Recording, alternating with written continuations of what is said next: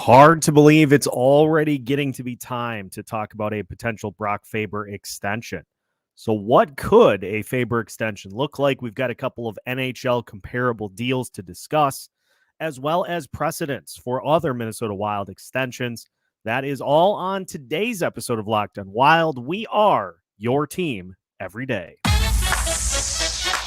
You're Locked on Wild, your daily podcast on the Minnesota Wild. Part of the Locked On Podcast Network, your team every day. Hey, this is Brandon Duham, and this is Locked on Wild. What is happening, everybody? Welcome into another episode of Locked on Wild, your daily Minnesota Wild podcast. Part of the Locked On Podcast Network, your team every day. Thank you, as always, for making Locked on Wild your first listen each and every day. Make sure you subscribe on YouTube and your favorite podcast platform so you don't miss out on any new episodes throughout the week, and so that you can join the ever-growing YouTube comments section. Today's episode of Locked on Wild will discuss a potential Brock Faber extension. We'll take a look at some other comparable players in the NHL, as well as precedents for the Minnesota Wild to lock in young pieces to a long-term deal. My name is Seth Topal, your daily Minnesota Wild insider, and it's hard to believe that we're already getting to the point of discussing a Brock Faber extension, but thus is life when you have a player burn 1 year of his ELC to get to the NHL level quicker. And look, it's worked out incredibly well for both sides. Faber has played great this season, one of the short list of potential Calder Trophy candidates, and looking like a budding great defenseman already at just 21 years old. So when we look at the potential for a Faber extension, what all factors into it from a production standpoint for Brock Faber? Well, let's look at all the things that he does for the Minnesota Wilds. He is, number one, a minute muncher, as they say. And a lot of this is necessity-based because of the amount of injuries that the blue line has had this year, with Jared Spurgeon and Jonas Brodin both missing large chunks of the season. So some of it is a necessity to just try to give the Wild some sort of stable presence on the blue line. But Faber leading all rookies in minutes per game at just under 25 minutes per night. As we talked about a few episodes ago, fourth in the NHL in minutes, in all of the NHL in minutes. So the number one thing to factor in to a Faber extension is that at this point in his career, and again, this is super early, so this is something that he is doing this year, not necessarily something that will play out throughout the course of his career. You'd hope that as this team gets more solid and steady defensemen to kind of fill out their depth, that you wouldn't have to play a guy 25 minutes per night or 30 minutes per night. But at this point through his young NHL career, he's shown the ability to eat large chunks of minutes by providing valuable contributions in several key areas. He has grown into being the power play quarterback for this team, something that he didn't have a ton of experience doing before he got to the NHL level. But he has grown into where he is certainly capable of running a top power play and is capable of being a steady contributor on such a unit. We've already seen what he brings to the table defensively. Obviously, he has had a large chunk of really, really good defensive play so far this season. Has had stretches, but then again, look at how the entirety of the team has performed at stretches throughout this season. So the defensive side, really, really good for Brock Faber. And I think the thing that excites a lot of us is we've seen the flashes of what he's capable of from an offensive standpoint. And you would expect that as a player grows, that he is going to be able to build off of that as his career unfolds. He shows no hesitancy in stepping up in the play. If he's got the puck on the blue line and the opportunity presents itself, he has shown no hesitancy to step up and to let it fly from the top of the zone or gliding towards one of the faceoff circles and letting a shot fly. So you see those stretches, and the hope is that he can continue to build off of that as he goes. And as a 21-year-old in the NHL in his first season at the NHL level, there really is nothing that we have seen to suggest that he isn't capable of continuing to build off of what he's done this year and to grow as he goes forward. But we've seen it all from Faber this year. We've seen him get number one defensive assignments, top power play unit for the Wild. He's played on the top penalty kill.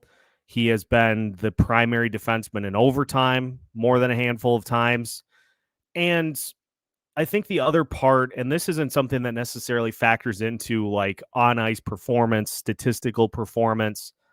I think it's exciting too, the qualities that he brings as somebody who is super accountable for his performance, good or bad, somebody that is willing to step into the limelight when things don't go well and is fully critical of himself in situations where the need presents itself. Not only that, but we also see a guy who is not likely to make the same mistake more than a handful of times. He is a player who is pretty good at learning from things that don't go according to plan and taking that and studying that as he moves forward. So he's a quick study. He is capable of really handling a ton of responsibility. Again, something you hope that would be lessened as this team puts more pieces around him that are capable of giving you a little something. And it just seems like at this point in his career that we have all the makings of a really, really solid NHL defenseman, solid to above average to borderline elite with what he brings to the table. And so it's obvious that the Minnesota Wild want to try to get him locked in for as long as they can. So we'll take a look at some of the different recent extensions to try to get a feel for what exactly this would look like for the Minnesota Wild. We'll also talk about another big chunk of money being tied into this blue line. But first, I want to take a look at some other extensions throughout the NHL to see if we can try to find a little bit of a benchmark for where this extension is going to come in. And so when we come back, we will take a look at some other strong young defensemen who have recently signed long-term extensions to see if we can find a happy medium for the Minnesota Wild and Brock Faber. That's all on the way as we continue today's episode of Locked on Wild after this. Today's episode of Locked on Wild is brought to you by Jace Medical. Folks, I know we come to the wide world of sports to escape from some of the crazy realities of real life, but can we talk for just a minute about preparing for real life? According to the FDA, pharmacies are running out of antibiotics like amoxicillin right in the middle of the worst flu season in over a decade. That thought in and of itself is a scary one. I can't imagine a more helpless feeling than if a family member gets sick while a supply chain issue keeps them from life-saving medications that they need. Thankfully, we will be okay because of Jace Medical. The Jace case is a pack of 5 different antibiotics to treat a long list of bacterial illnesses, including UTIs, respiratory infections, sinusitis, skin infections, amongst others. These can pop up at any time without any advanced warning. Visit jacemedical.com and complete your physician encounter, which will be reviewed by a board-certified physician, and your medications will be dispensed by a licensed pharmacy at a fraction of the regular cost. It has never been more important to be prepared than today. Go to jacemedical.com and use offer code LOCKEDON to get $20 off your order. Again, head to jacemedical.com and use offer code LOCKEDON to get $20 off your order. jacemedical.com, offer code LOCKEDON for $20 off your order. Today's episode of Locked on Wild is also brought to you by FanDuel. Happy Super Bowl to all who celebrate from FanDuel, America's #1 sportsbook. If you're like me, Super Bowl Sunday is all about scoring the best seat on the couch, grabbing your favorite football snacks, and placing some super bets. One of my favorite parts about Super Bowl Sunday as well is the wide array of Super Bowl commercials. Hopefully we get a ton of funny commercials, and if the teasers we've seen so far are any indication, I think we're in for some treats. But not only that, there are some timeless bets that you can make on Super Bowl Sunday, such as which team scores the first touchdown. You can even go down the list to try to figure out what color the Gatorade bath will be for the winning head coach. Plus, new customers who join today get $200 in bonus bets if your first bet of $5 or more wins. Visit FanDuel.com/LockedOn to sign up today. That's FanDuel.com/LockedOn. Make every moment more with FanDuel, an official sportsbook partner of the NFL. Welcome back to today's episode of Locked on Wild. Once again, we thank you for making Locked on Wild your first listen each and every day. Coming up for the everydayers tomorrow, could we see Marat-Hustindinov this season for the Minnesota Wild? If you read Michael Russo's latest article for The Athletic, we may get that opportunity. So we'll talk about exactly what that would mean for the Wild and what Marat-Hustindinov could bring to this mostly lost season. So that's coming up for you on tomorrow's episode. Also want to remind you, if you are interested in being a guest on Locked on Wild, we want to hear from the listeners. So if you want to get in on the action and have your voice heard, email us at lockedonwild@gmail.com and we will get you in. We have a few guest spots that will be debuting here this week, a couple more next week as well. So if you want to be part of that fun and have a guest appearance on Locked on Wild, make sure to email us, lockedonwild@gmail.com. So let's talk about some comparables for a potential Brock Faber extension. We're going to go all over the place because there have been a handful of deals that have been signed recently by particular teams. Let's start with a big one for the Buffalo Sabres. Rasmus Dahlin signing a long-term extension, 8 years, $88 million, signed on October 9th. The cap hit and AAV, $11 million for each of the next 8 seasons. And Dahlin also getting a no-move clause on that deal. What do we know about Rasmus Dahlin? He is a premier offensive defenseman in the NHL. Had 15 goals last season and 73 total points. He's got 13 goals so far this year with the Buffalo Sabres. He's a premier double-digit scoring defenseman that can give you between 50 and 70 points a season. That plays considerably well. And so the Sabres obviously rushed to try to get a Dahlin extension locked in to try to keep a blossoming piece of their team there for the long term. Dahlin, 23 years old, so his current extension will take him all the way through his age 31 season. And so the Sabres trying to buy up a ton of his prime and hope that they can get more than his average salary of $11 million. So you've got Dahlin. You also have Cale Makar, and these represent, I think, the top of the barrel from an extension standpoint. And it's ironic too, because you look at Cale Makar's deal at the time in 2021 when he signed his extension, 6 years, $54 million. That was kind of that reset the market for defensemen who can give you a ton in terms of offensive production, as well as being really good defensively too. Makar, a premier, maybe the premier offensive defenseman in the NHL. And when I say offensive defenseman, he is certainly very good defensively too. But Makar set the market. Dahlin has reestablished it. And you would expect that when Makar's deal is finished after the 2026-2027 season, that he'll look to reestablish the bar himself once he gets back to potentially hitting free agency. So those are kind of the upper level of the defenseman contract world. You also have Quinn Hughes of Vancouver.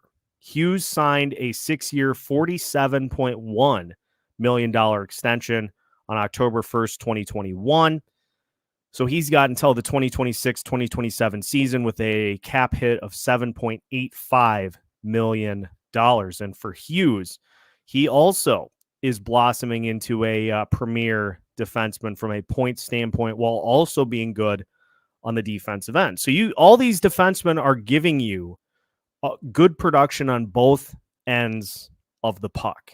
And so the Canucks also gave Quinn Hughes a deal that helped establish the market just under Cale Makar's extension, again, back in 2021. So those two, when they come eligible for their deals, they're going to be in double digits, I would think. Both Makar and Quinn Hughes will be pushing double digits for their upcoming extensions.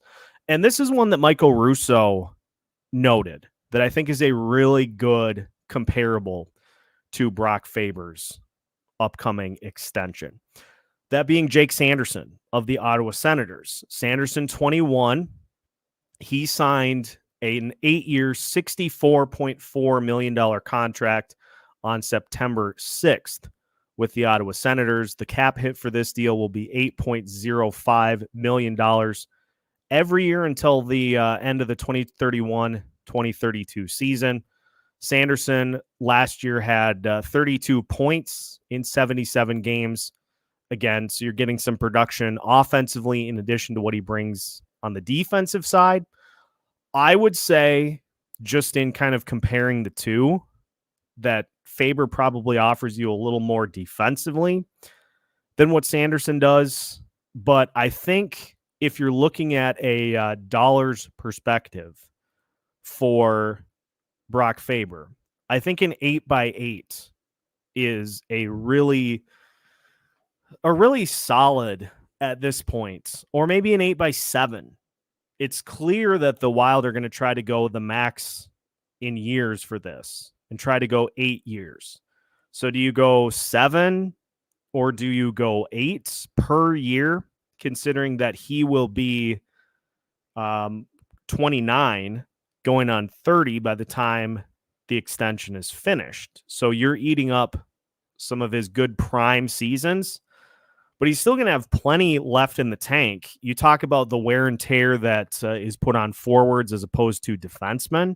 He's still going to have plenty left in the tank to sign a second contract after his max deal is finished. So that seems to be the route that will be taken by the Minnesota Wild. And so I like the Sanderson deal as a good comp for what Brock Faber is going to get. Now, this would not be the first time that the Minnesota Wild have locked a player in early to a deal to try to get value on the back end. So we'll look at a couple of recent examples of the Minnesota Wild signing players to long-term extensions as we finish today's episode of Locked on Wild after this.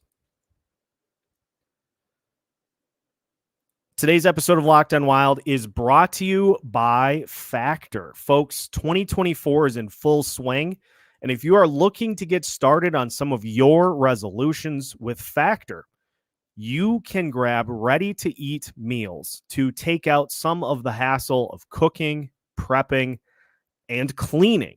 Factor can help you skip all of those steps with their ready-to-eat meal delivery system.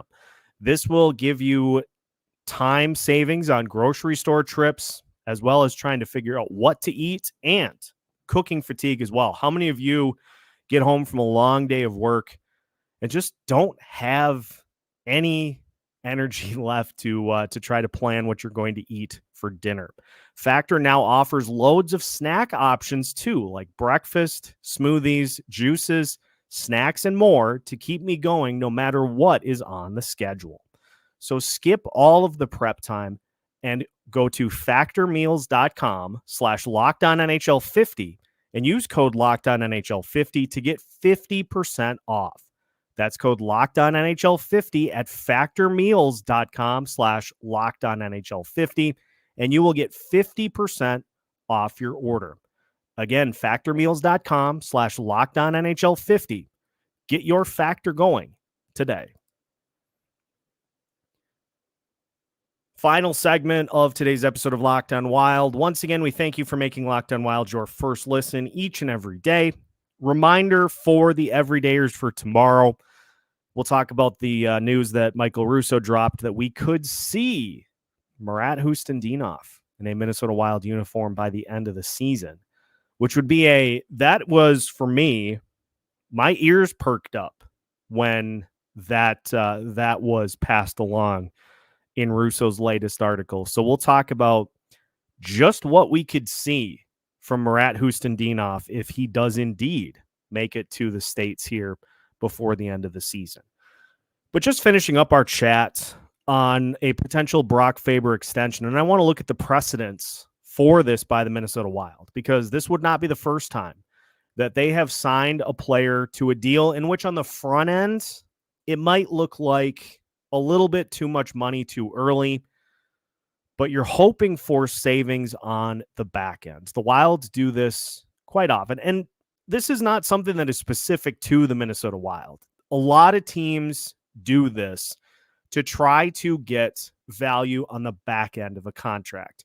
Remember back when Joel Eriksson signed his extension with the Minnesota Wild. At that point, when he signed his 8-year, $42 million contract back on 2021, I remember people reacting and saying, boy, that's a lot for a guy that looks like a third or fourth line center. It just seems like a lot of money for a guy of that caliber. And what has Eriksson done since? He has improved like clockwork every single season since he signed that extension, and now is arguably the most important center on the roster that the Minnesota Wild have. Well, let's not say arguably, he is, because of all the different areas that he impacts the game, whether it be faceoffs in critical portions of games, power play, penalty kill, you name it, Eriksson has his hands all over it. And so the Wilds struck gold with that extension, which we thought looked like too much money per year at the beginning of the deal. He now is playing like more of an $8 or a $9 million per year player through the first couple of seasons of that deal. The Wilds also did that with Matt Boldy, signing him to a 7x7. And I know we've talked about that Faber is kind of a streaky player. He has really, really hot stretches in which he may score 10 goals in a 12-game span. And then he has stretches where he might go quiet.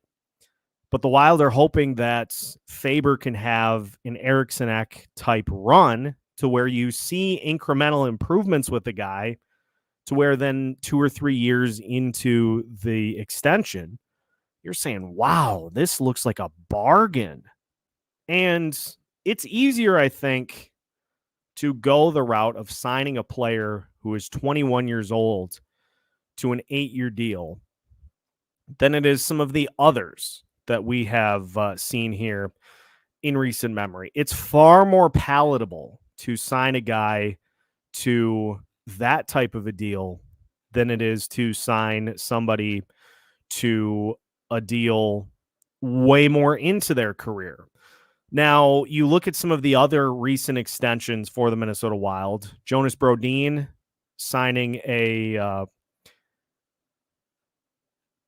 deal with the Wilds that will take him through the 2027-2028 season. 7-year, $42 million contract that he signed back on the 15th of September in 2020. The average cap hit for that will be $6 million. But you look at the deal that Brodin signed before that. Back in 2014, I should say, Spurgeon signed a 6-year, $25 million contract, and that carried a cap hit of $4.167 million per season.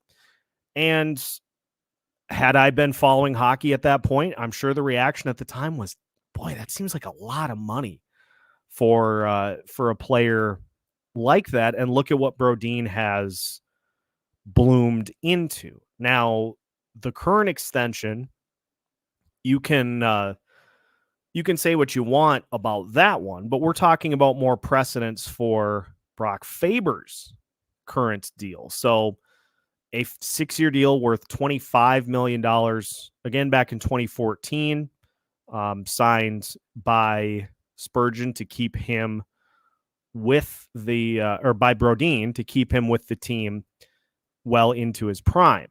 Jared Spurgeon, his contract is a little bit of a different story. Spurgeon signed first a 3-year deal worth $8 million back on in 2013. What do I keep saying on 2013?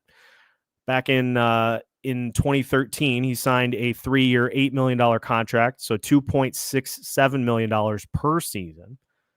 His most recent extension was signed on 2019 at 7 years, $53.025 million. So his cap hit from 2021 to 2026, 2027 of $7.575 million per season. So for Brock Faber, he fits into a long line of deals in which the Wild have tried to establish the bar for a young player to get value on the back end of the deal.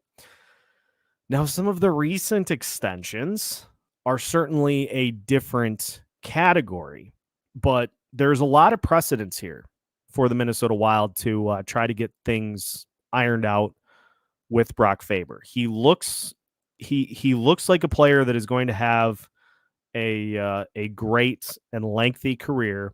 He brings you a ton of value by the number of different positions in which he plays. He's from here, so you can factor that in too. I don't necessarily put as much weight onto that, but I'm sure from a Minnesota Wild perspective, it's something that they keep in there. And so it wouldn't surprise me if we have, because let's look at the reactions too of the two most recent deals that have been signed by Minnesota Wild players, like that came up through the system and were developed by this team. With Eriksson, there was hesitancy on the front end. Too many years, AAV a little too high. He has played through that. And it took a little bit for Eriksson to kind of find his footing and to be a solid contributor on both sides of the ice. Same thing with Matt Boldy. This year, we see the uneven performance. We see really, really good games one night and not so great games the next night. And so we're kind of in that same boat of, it seems like a lot of money in a lot of years with him being a 21, 22-year-old at this point. So the hope is that he will iron things out, find his footing, be a more consistent contributor. And we see a lot of that with Brock Faber too, is somebody who, for the most part, pretty even-keeled in his performances night in, night out. He's not immune to rough nights or off nights. Everybody has them from time to time. And so it wouldn't surprise me if when Brock Faber's extension is signed, it's not an if, it's a when. You're not giving up Kevin Fiala to bring in a guy that you don't end up signing to a long-term extension. So it's a when for Brock Faber, not necessarily an if. There may be a little hesitancy on the front ends. $8 million is a lot of money. 8 years is a lot.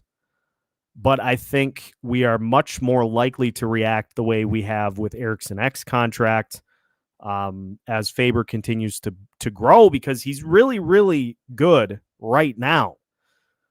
And there just is so much time in front of him that you'd have to assume that Faber is going to add a lot more to his arsenal to where he looks like a Cale Makar or a Rasmus Dahlin or a Quinn Hughes by the time he gets to be 24 or 25. And then we'll be looking at this contract and saying, absolute steal, unreal work by Bill Guerin to lock in a guy to that type of a deal. So do not be surprised if that is something that happens by this summer, because the Wild will want to get that out of the way so that Faber is not going into this season on the final year of his deal and having to wait. I don't get the sense that there's going to be arbitration with this, any sort of having to wait. This is a priority for the Minnesota Wilds to get this deal done. And so looks like we'll be seeing a lot more of Brock Faber here over the years. And from my perspective, I think that's a good thing. So that is today's episode. Again, we will talk a little bit about the recent rumblings for Michael Russo about Murat Hustendinov and the possibility that he joins the team by the end of the season. We'll talk about that at length for tomorrow's episode. So make sure to join us then. Make sure to hit the like button before you head out for the rest of the night. And subscribe on your favorite podcast platform so you don't miss out on any new episodes throughout the week. We have new episodes for you every Monday through Friday as part of the Locked On Podcast Network.